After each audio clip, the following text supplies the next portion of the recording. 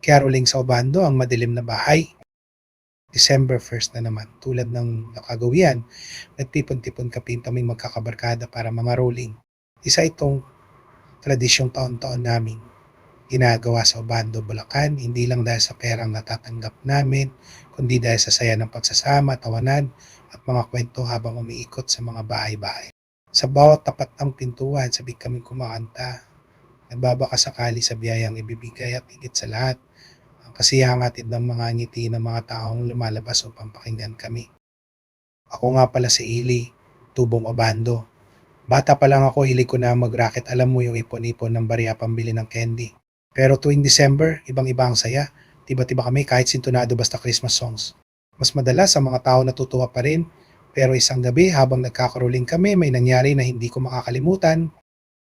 Ikatlong gabi na namin yun ng pangangoroling. Nasa kalsada kami ng Barangay Panghulo, isang tahimik na bahagi ng bayan. Napansin namin ang isang bahay.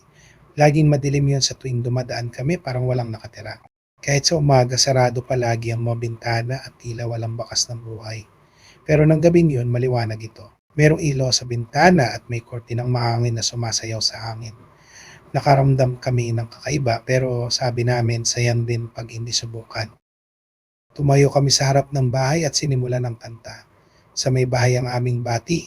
Habang kumakanta kami, may naramdaman akong kakaibang lamig. Hindi lang basta malamig dahil sa hangin ng Disyembre, parang ang paligid ay nagyelo, nakakapangilabot. Pakiramdam ko may mga matang nakatingin sa amin mula sa kadiliman. Pumangalawa, pangatlo hanggang pang-apat na kanta na kami pero wala pa ring lumalabas. Tumatawa na yung iba sa amin, nagtatawanan pa nga kami.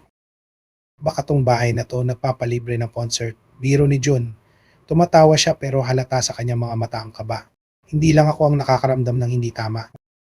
Sa loob-loob ko parang may mali. Hindi ko may paliwanag pero ang lamig ay tila kumakapit sa laman. Ang malamig na pakiramdam ay tila may gumagapang sa ilalim ng balat ko.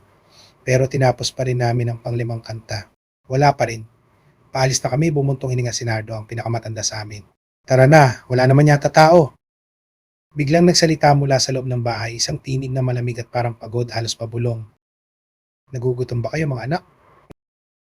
Napatigil kaming lahat. Nagkatinginan kami. May sumagot si John medyo punay. Ang tinig ni John ay halos sumabit sa takot at naramdaman ko ang panginginig ng boses niya.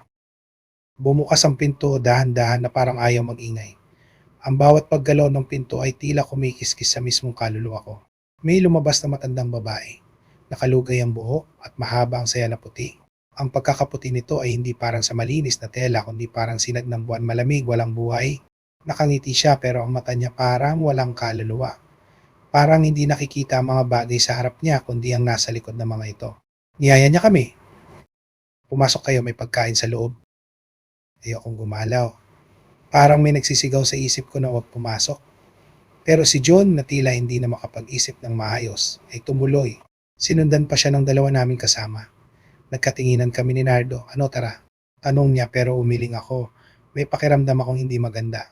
Nandoon ang kaba na parang may nagbabantang panganib. Sa loob, kitang-kita namin ang mesa. Punong-puno ng pagkain, lechon, pansit, mga prutas.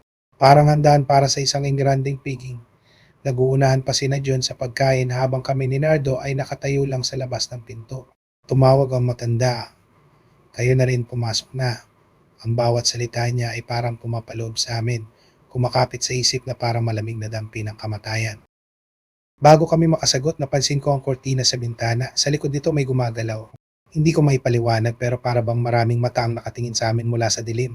Ang kortina ay bahagyang bumuka at sa likod nito may mga anino na tila mga hugis ng tao, matatalim ang tingin, parang nag-aabang.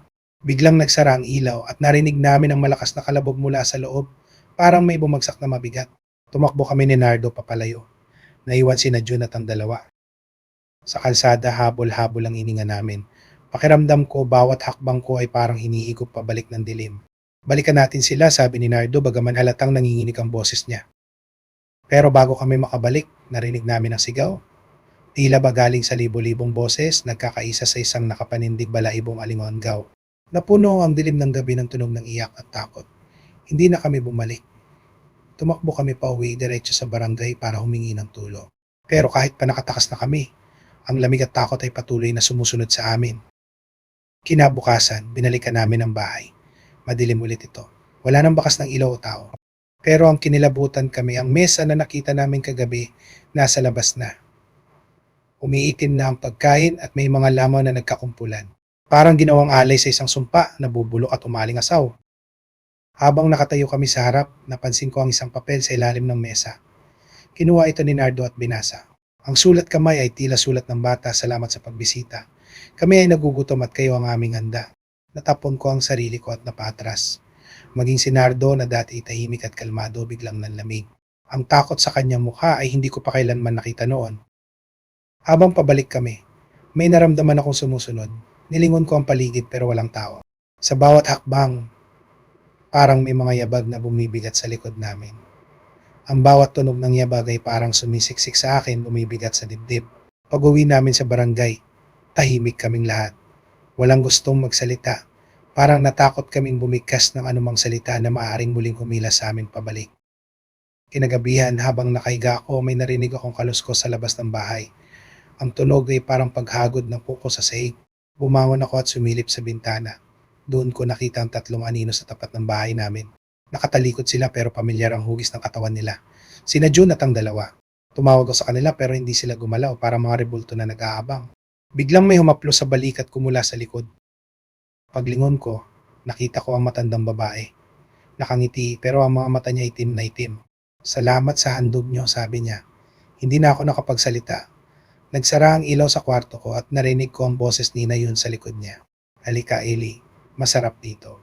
Ang mga tinig nila ay parang nagmumula sa malalim na ukay. Tumutunog na parang pabulong ngunit umaalingaw daw sa buong kwarto. Kinabukasan, wala nang may makakita sa akin. Sa tuwing may dadaan sa bahay namin, sinasabi nilang may naririnig silang kantang pamasko mula sa loob.